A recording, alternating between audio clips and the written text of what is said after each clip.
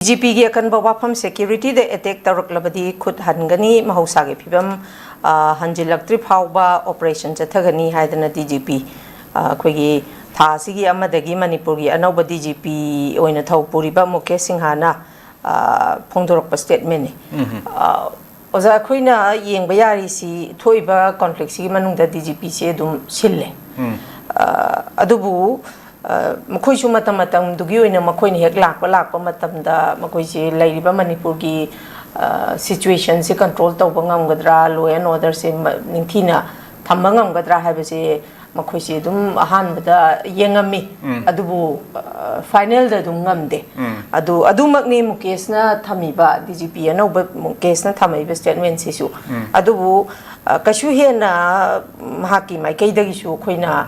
haidi inauba mahangna mayamdagi khitang laamba mayamdagi khara khangde awon ba haigadra khara ahong ba ma purakadra haibagi expectation si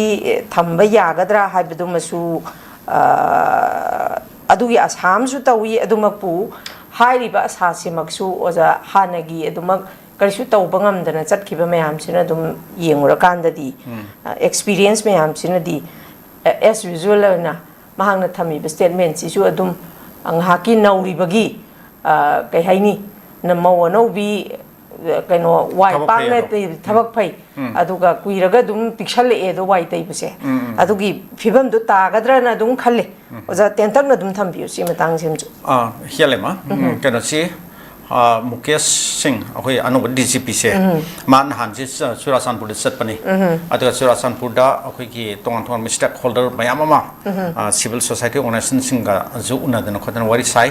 aduga security force ki tongan ba security akoi keno mayamama chu unai haitare police ki chu unai adagi se ate lerba security force mayam dagi commander sing kari sing makoi loin unai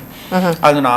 law and order sining thisin nga na ba peace maintain tawna na ba adu khutsu khlai pair sapa khopa kari kra torpa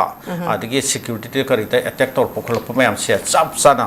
retreat kanu tawtoni retaliate tawtoni khotoni makhoi mathak action lo khotoni haina mana akan ba instruction pirami haitare aduga kanu da khoi kanu da yam phajab amtang natang sidai aina sum report to ai pakan da dingsing jebada civil society organization mayam mama makhoi gi mihut singsu unai moina su complaint tawi hai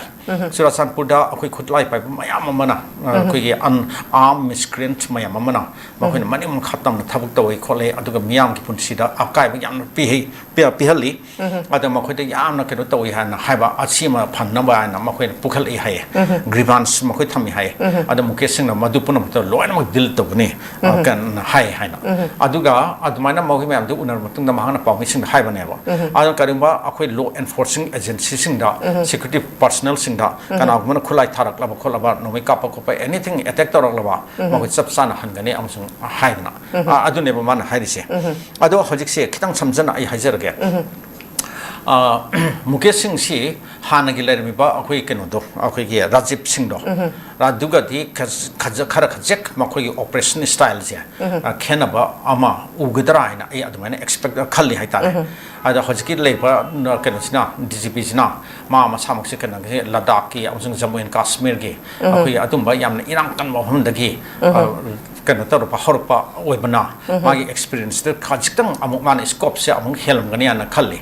aduna mahang masamang se pharani haina side manipur de thajil pan haitai ada manipur side hoji ma bo thajil libsigi khara phodopa special agenda amadi home minister ki amsung se prime minister bo hairo kari hairo center ki meeting makhada meeting da ahi manipur gi insurgency se 2029 bo ki man losin ni cinema aduna master losin bi yanaba kari khulai kari pambai kana thajin bo khotsin ba hain tor poduda adugi magi planning dugi makhada ngasagi DCP mukesh singh se tharakpane ba aduga loina amuk sigi cobra force sai kambusi su cobra battalion onju thajal ga dori ne ba aduna manipuri insurgency se maru ina maitai gi tampaki haitare ko maitai khat gi habi ate hoi manipur gi ni akhoi smaina habi se keno to boda akaibele aduna masigi insurgency se loisina na ba haina adugi pandam da sangsil puna tharpa ama oibanina magi handaki kenogi style of operation se masim de khara adum kan to gani na khalli haitare aduni yalim